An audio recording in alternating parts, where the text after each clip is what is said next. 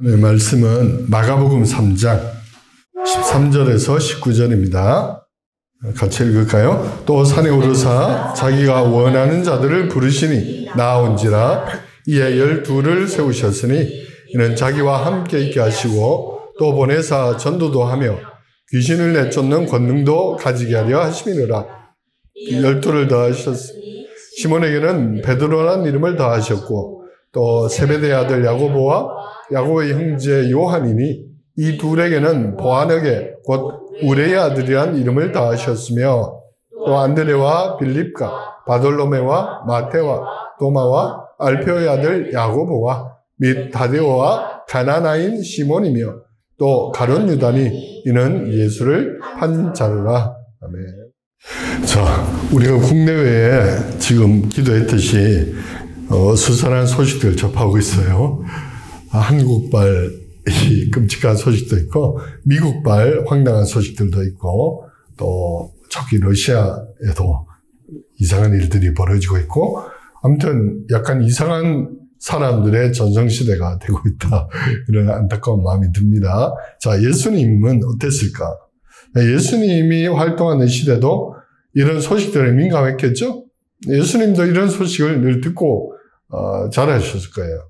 로마로부터 전해진 소식은 뭐 로마 황제 이야기니까 끔찍한 이야기들이 있겠죠.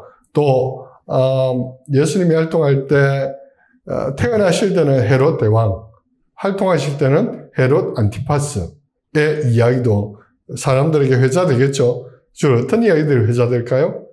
헤롯 안티파스는 포악하고 아주 뭐랄까 강팍한 왕이었기 때문에 오늘 우리가 듣는 이야기들과 비슷했을 거예요. 주로 뭐 듣는 소식은 그런 거 아니에요? 헤롯 안티파스가 헤롯 빌립, 남동생의 아내를 취했다. 이런 이야기들. 요즘에 비슷해. 가십 이야기. 또 뭐, 그래서 세례요한이 지적했고, 세례요한을 죽였다. 뭐 이런 이야기들이 주로 들었을 거예요. 그 당시에 많은 유대인들도 그런 소식을 듣고 사는 거예요. 또, 실제로 예수님 당시에 갈릴리 지역에는 이런 뭐랄까 황당한 세상을 바꿔보려고 애썼던 그런 뭐 혁명투사들도 많이 있었어요. 실제로 그런 뭐 저항했던 사건들이 있었고 그러나 번번이 로마 군대에 의해서 제압당하고 오히려 참혹하게 십자가형에 처해지고 이런 이야기들, 절망의 이야기들 들었을 거예요. 그러니까 그때나 지금이나 들리는 소식들은 우리를 낙심하게 하고 절망하게 하고 우리로 하여금 세상이 왜 이럴까 하는 의구심을 가지게 충분합니다. 자, 그런데 예수님도 로마 황제의 전쟁 이야기 또 로마에서 일어나는 그런 여러 가지 에피소드를 들었고 또 갈릴리 지역에서 헤롯 안티파스가 했던 정치, 통치 또 끔찍한 이야기들을 늘 들었는데 근데 예수님은 그런 이야기들을 들으면서 오늘 특별한 일을 준비하고 있어요. 그러니까 예수님 당시에도 끔찍한 세상, 정치적으로, 경제적으로 오늘보다 더 악화된 세상을 살아갔는데 예수님은 그런 세상을 바꾸기 위해서 지금 뭔가를 준비하고 있는 거예요. 당시에 여러 갈래들이 있겠죠. 바리새파는 율법을 잘 지키면 새로운 세상이 온다 그랬고 혁명당들은 아니야 우리가 로마와 싸워야 돼 하면서 전쟁을 준비했을 거고 사두개파는 성전에서 하나님을 제대로 예배하면 돼 그런 식으로 했어요. 그러니까 예수님도 무언가를 준비하고 있었다. 이런 포악한 시대를 끝내고 하나님의 새로운 시대를 잉태하기 위해서 준비하고 계시다. 그게 오늘 본문에 나오는 12명의 제자를 부르시는 언제나 우리가 보면 하나님 뭔가 큰 일을 하실 때 하나님이 포악한 세상을 끝내시고 새로운 세상을 여실 때는 사람을 준비하셨다는 걸 알 수가 있어요. 노아의 시대 그때도 끔찍했죠. 사람들이 먹고 마시고 취하고 성적으로 타락하고 폭력이 일삼고 그런 시대였어요. 그때 사람들 여전히 불평했겠지만 하나님은 조용히 준비하고 있었다. 뭘? 사람을 준비하고 있었어요. 노아라는 사람. 그리고 노아를 통해서 배를 만들게 하셔서 뭔가를 준비하고 계셨다. 사람들이 막 바벨탑을 쌓고 우리가 하나님의 자리에 올라갈 거야 라면서 교만한 시대에, 그리고 그 계획이 실패했을 때, 절망하고 있을 때에 하나님은 아브라함이라는 한 사람을 부르셔서 조용히 뭔가를 준비하고 있었어요. 이렇게 하나님은 포악한 시대를 끝내기 위한, 다시 말하면 하나님의 나라가 임하게 하는 어떤 중요한 결정들을 놓고 뭐를 했냐면은 사람을 부르시고 사람을 선택하셨다. 오늘 특별히 예수님이 12명의 제자를 부르셔서 이 제자들을 통해서 조용한 혁명을 준비하고 있는 거죠. 그런데 특별히 예수님이 제자들을 선택하시고 부르신 장소가 오늘 산이에요. 산에서 예수님은 12명을 불렀어요. 왜 하필 산일까? 바다도 아니고 도심도 아니고 왜 산에서 불렀을까? 결론적으로 말하면 산이라는 것은 이스라엘에 있어서는 새로운 시작 혹은 국가의 탄생, 하나님의 놀라운 혁명적 개혁이 일어나는 장소가 바로 산이었어요. 이스라엘 백성이 애굽에서 나온 지 3개월쯤 지난 후에 어디에 집결합니까? 시내산 오기에 집결했어요. 시내산, 그죠? 그리고 모세는 시내산 꼭대기에 올라갔고 하나님이 그에게 십계명을 비롯한 법을 주셨어요. 이 십계명과 율법을 주신 것은 새로운 국가를 시작하게 하시는 정치 행위예요. 이스라엘 나라가 애굽의 법을 따르지 않고 하나님이 주신 참 자유의 법을 따르게 하는 것, 그것이 선포된 곳이 어디예요? 시내산. 그래서 시내산은 이스라엘이 이제 국가로 시작되는 첫걸음이다. 그죠?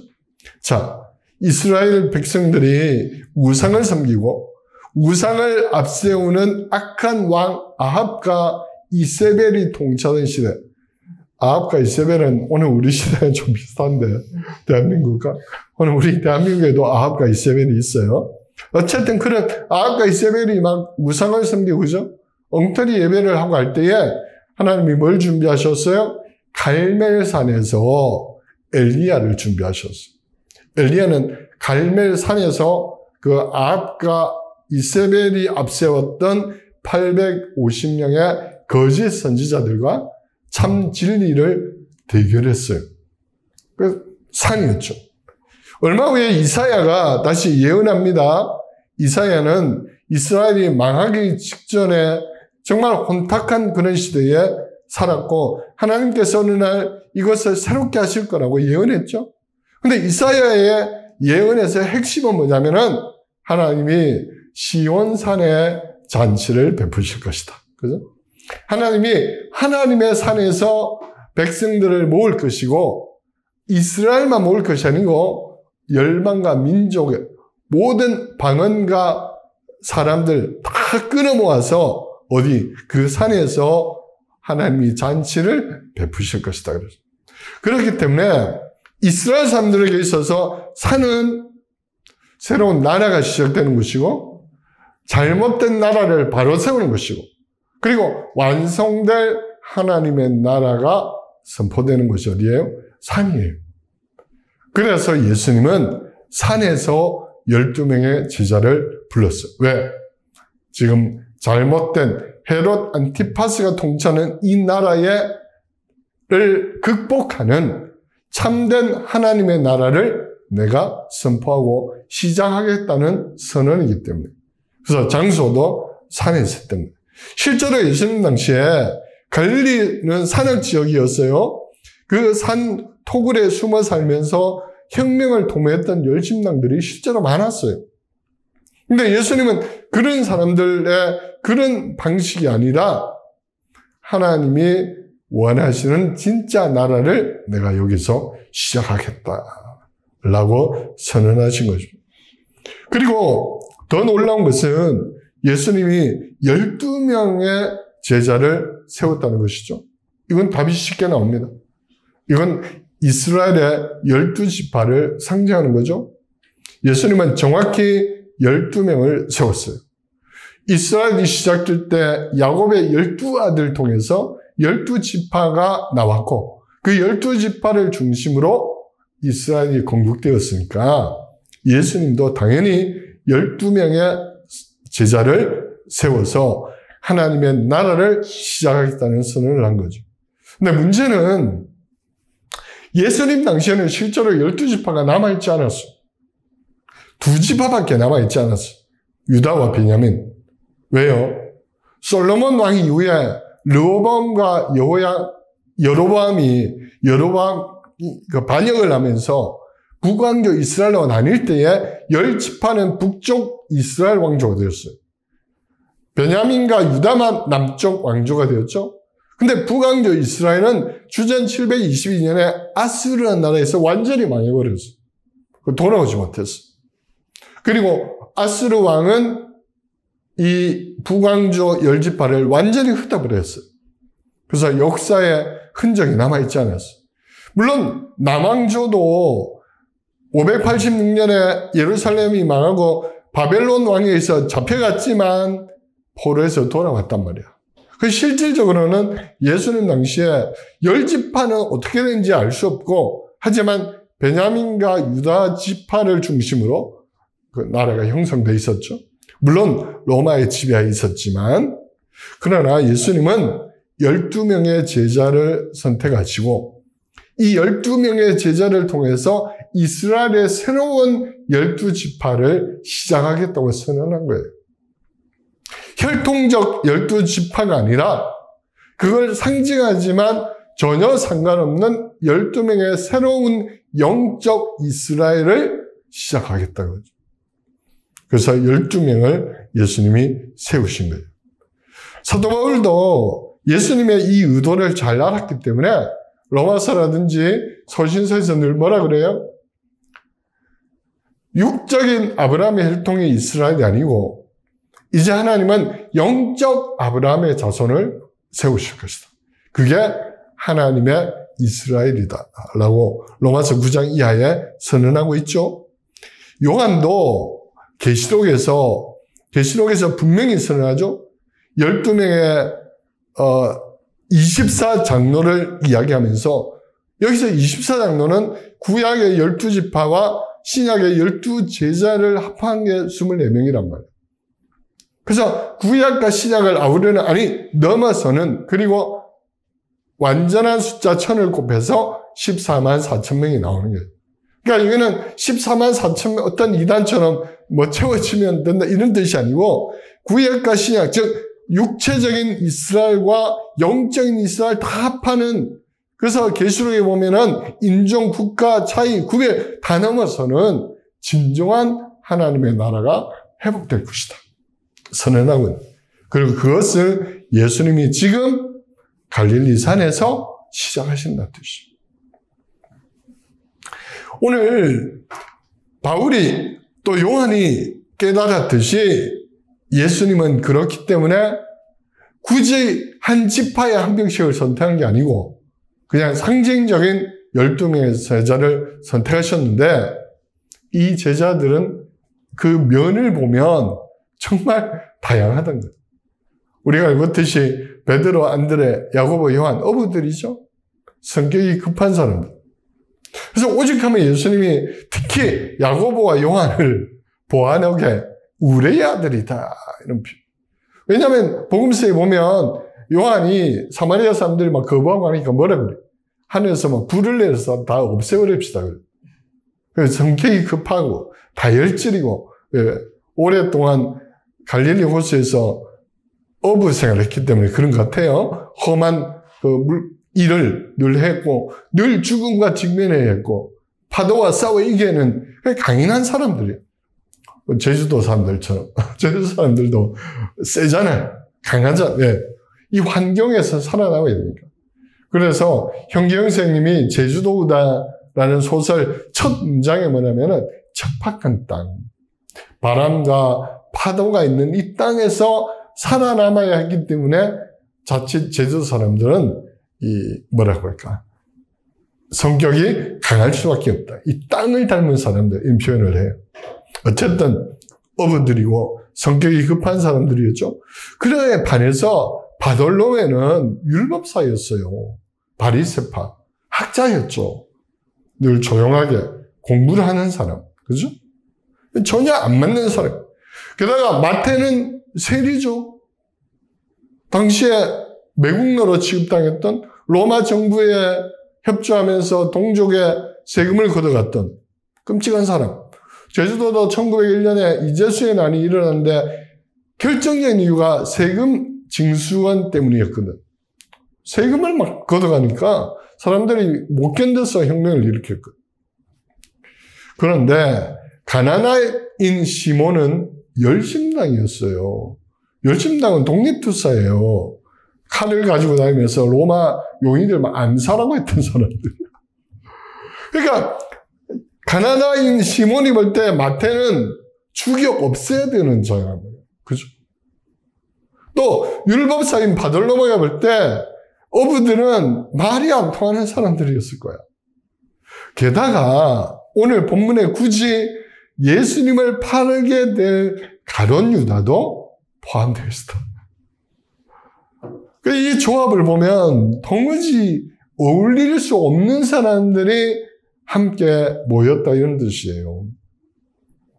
그럼 예수님은 왜 그렇게 전혀 어울릴 수 없는 제자답지 못한 이런 사람들을 선택하셨을까?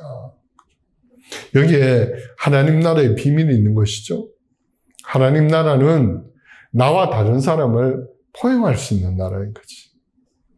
나와 비슷한 사람, 내 성격이나 내 성향이나 나와 가치가 비슷한 사람들끼리 모인 곳은 동호회지 하나님 나라가 아니라는 거예요. 예수님은 굳이 전혀 다른 사람들, 전혀 다른 성향의 사람들을 모아서 하나님 나라의 모태를 만드신 거예요. 그리고 3년이 지나도 물론 이 사람들은 조화를 잘 할 수 없어요. 여전히 서로 싸우고 서로 티격태격하고 그렇게 합니다. 예수님 십자가 지신다는 이야기를 할 때도 서로 좌우에 내가 앉겠다고 요한과 야고보의 어머니가 막 청하고 그러잖아요. 여전히 변화되지 않았어요. 어떻게 보면.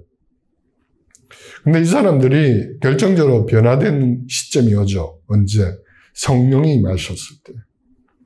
예수님이 승천하시고 난 다음에 오순절날 성령이 강하게 임하시니까 이 사람들 성격 차이, 가치관을 다 극복하고 성령께서 하나님 나라의 일에 온전하게 헌신하게 하심으로 차이가 다 극복되는 거예요.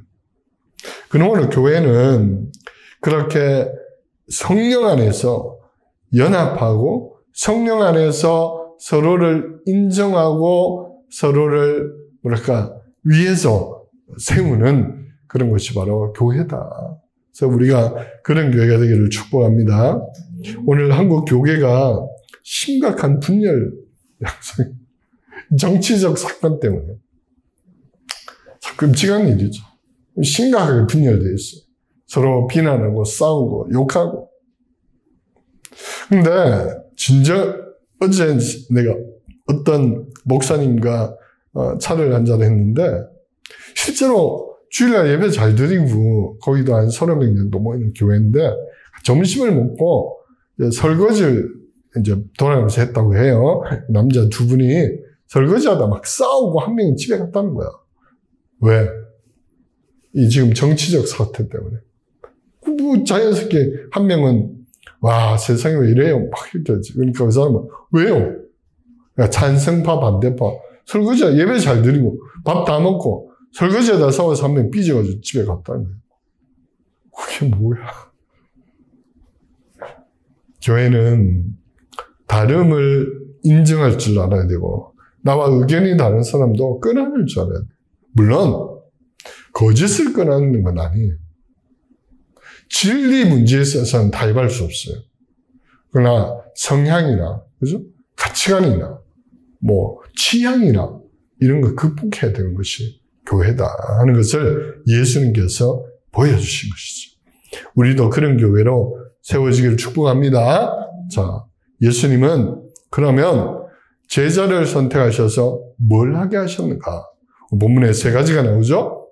첫째는 자기와 함께 있게 하시고 또 보내사 전도하게 하시고 그리고 귀신을 내쫓는 권세를 주셨다 그랬습니다. 우선 교회의 본질, 제자의 본질이 뭔가? 예수님과 함께 있어야죠. 예수님은 이 친구들을 선택하시고 불러서 뭘 하셨어요? 하나님 나라를 가르치셨어요. 예수님이 친히 다니면서 하나님의 나라의 본질을 가르치고 복음의 핵심을 가르쳤어요. 왜? 잘못된 가치관, 하나님 나라와 복음에 대한 잘못된 이해가 1세기에 팽배했거든. 바리새파는 바리새파대로, 사두개파는 사두개파대로, 열심당 열심당대로 각자 자기들이 생각하는 잘못된 하나님 나라의 개념이 있었죠. 그래서 예수님은 이 12명, 다양한 배경의 12명을 불러가지고 진짜 복음, 진짜 하나님이 원하시는 것, 진짜 하나님이 누구신가를 직접 가르치고 시연하시고 그들에게 그것을 전수하셨죠. 그래서 우리도 제자라면, 교회라면 우선 예수님으로부터 바른 복음을 배워야 된다. 그리고 예배겠죠. 성경 공부겠죠. 기도겠죠. 바로 배워야 되는 거예요. 이 정말 중요하죠. 오늘 이 시대에 잘못된 가르침이 얼마나 많은지 우리는 잘 배워야 되고 바로 배워야 되고 무엇보다 내가 예수님 옆에 붙어 있어서 주님이 무엇을 원하는가를 내 삶에 재현하는 것이 필요하다. 그게 제자를 부르신 1차 목표다. 그죠? 유명한 복음주의 신학자 마이클 호튼이 쓴 책이 있는데 책 제목이 참 역설이에요. 그리스도 없는 그리스도교. 책 제목. 예수 없는 예수교. 이랬다. 이분은 복음주의 신학자인데 오늘날 물론 미국 이야기겠지만 뭐 한국도 멸달을 뻔했겠죠. 자기가 교회를 연구하고 살펴보니까 하나님과 전혀 상관없는 예배가 드려지고 있고 예수님이 의도하지 않은 이상한 복음이 전해지고 있고 교회가 교회의 본질을 잃어버리고 무슨 정치 집단처럼 바뀌고 아니면 무슨 극장 쇼처럼 바뀌고 이걸 이분이 안타까워하면서 쓴 책이에요. 실제로 그런 거 많잖아. 특히 미국. 내가 별로 안 좋아하는 뭐 오스틴에 있는 무슨 큰 교회 저기 어디에 뭐 있는 텍사스주 어디에 있는 그죠? 예배인지 공연인지 분간이 안 되는. 그 예수님이 주인공인지 담임 목사가 주인공인지 분간이 안 가는 그런 것이 많잖아요. 그래서 우리는 예수님을 제대로 배워야 되고 예수님으로부터 제대로 이해해야 되고 성경을 제대로 이해하는 이것이 제자의 1차적 목적이다. 주중에도 마찬가지예요. 오늘 우리는 노출이 너무 많아요. 미디어라든지 뭐 기타 등등. 예수님과 함께 있는 시간이 점점 줄어드는 거예요. 묵상하고 기도하고 이런 시간이 점점 줄어들기 때문에 1차적 목표는 주님이 자기 옆에 있게 하셨다. 자신과 함께 있게 하셨다. 그래야 오류로부터 보호되니까. 그럴 수 있기를 축복합니다. 둘째는 전도하게 하셨죠.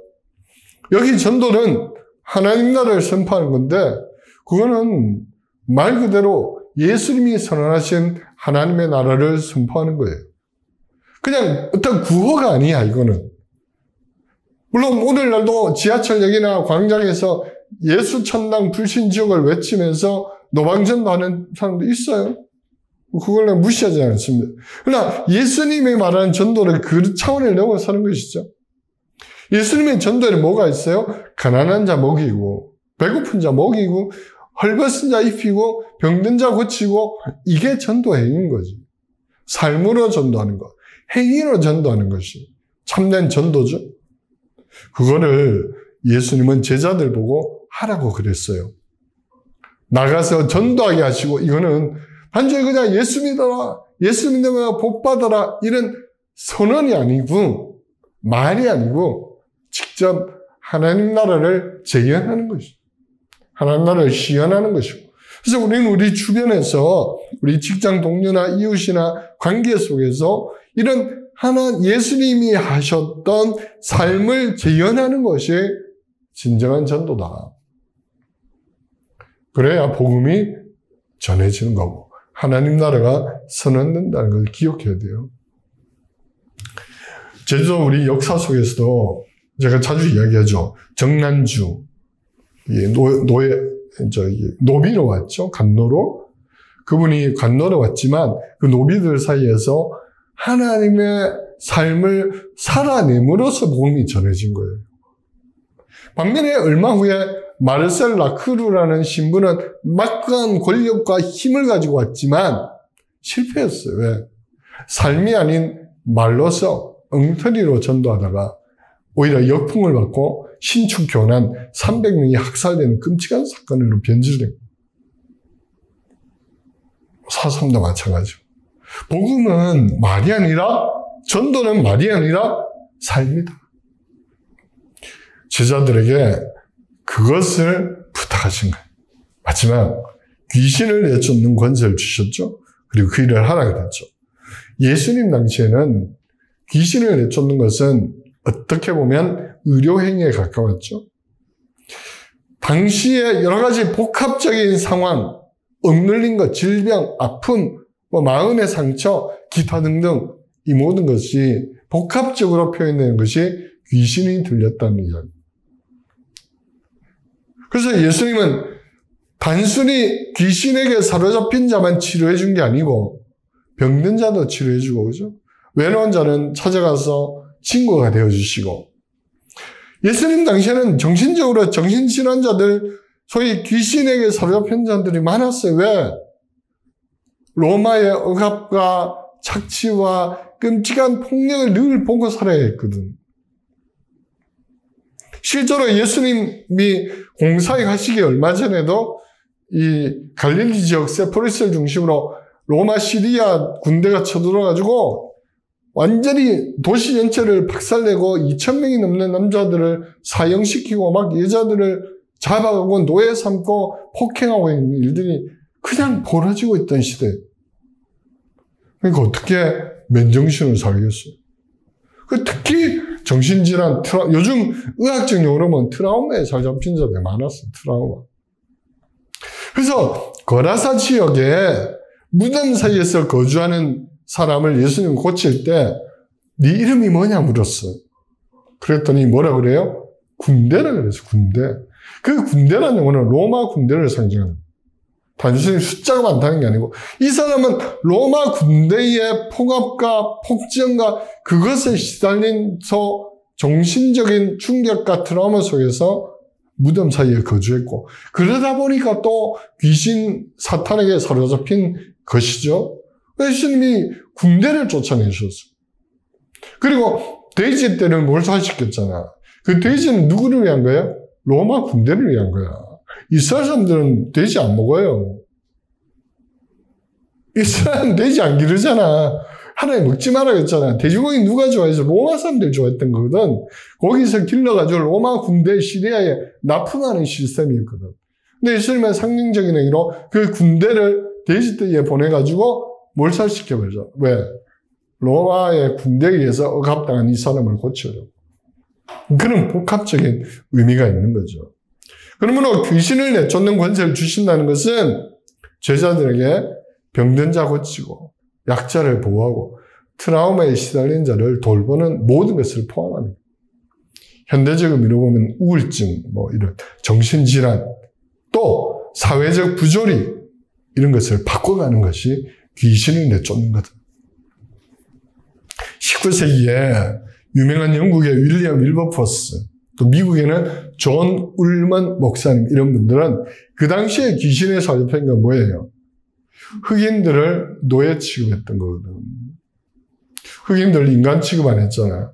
짐승 취급하고 잡아서 일을 시키다가 병들면 버리고 죽이고 끔찍한 일을 했잖아. 여성 흑인들은 폭행하고 성폭행하고 막 아이들은 그냥 막 아이들도 막 때리고 그래 끔찍한 것들이 다 귀신 잡힌 거지 뭐. 사도 바울이 정사와 권세라는 용어를 쓸 때 단순히 우리가 생각하는 죽기, 이상한 호러 영화에 나오는 귀신 이런 게 아니고 그 시대를 장악하는 시대 정신도 다 귀신의 정사와 권세, 사탄이 영에 사로잡힌 그 시대의 어떤 폭력적인 시대 정신 다 포함하는 거예요.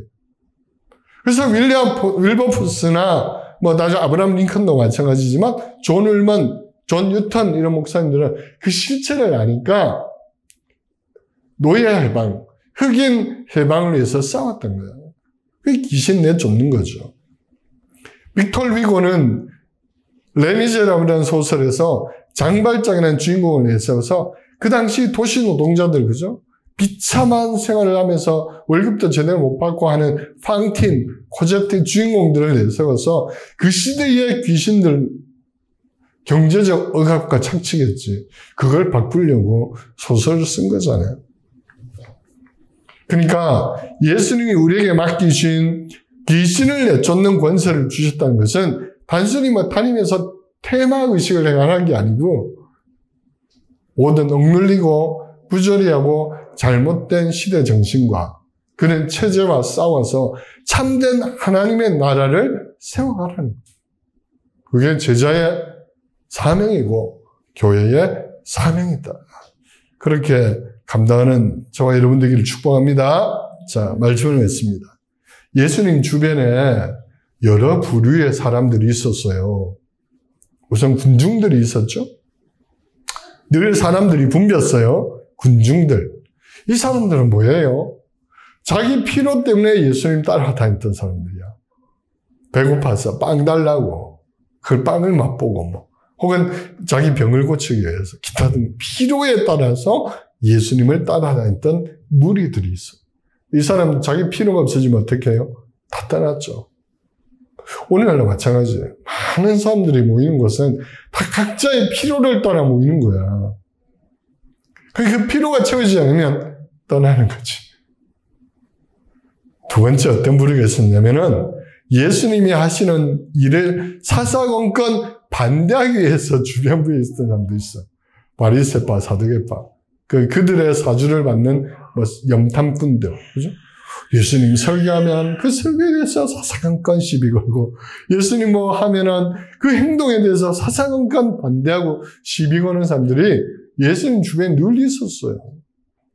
주일날 뭐 고치면 병 고친다고 시비 걸고 죄인들과 어울려서 먹고 마시면 먹고 마신다고 시비 걸고 원래 그런 사람들이 교회 안에 있어. 늘 자기 생각으로. 그러나 오늘 본문에 제자들이 있었죠. 물론 예수님이 선택하신 사람들이에요. 예수님께 배우고 예수님이 하시는 일을 하고 예수님 떠난 후에도 예수님이 남기신 그 사명을 감당할 소수의 제자가 있었다. 그리고 예수님은 그 소수의 제자들을 통해서 하나님 나라를 만들어 가시고 세워 가신다. 그래서 오늘날도 이 시대에 필요한 것은 군중도 아니고 오늘 군중들 몇십만 명 모여서 잘못된 일을 하잖아. 그래서 게 필요한 게 아니에요. 숫자가 필요한 게 아니야. 예수님의 소수의 제자들처럼 진짜 제자가 필요한 거죠. 예수님과 늘 가까이 있으려고 하고 예수님께 배우고 예수님이 하신 일을 내 삶 가운데 해나가는 사람. 그러다 보면 하나님 나라가 확장되고 회복이 일어나고 하나님 원하시는 참된 나라를 경험하게 될 거예요. 그렇게 살아가는 저와 여러분 되시기를 축복합니다.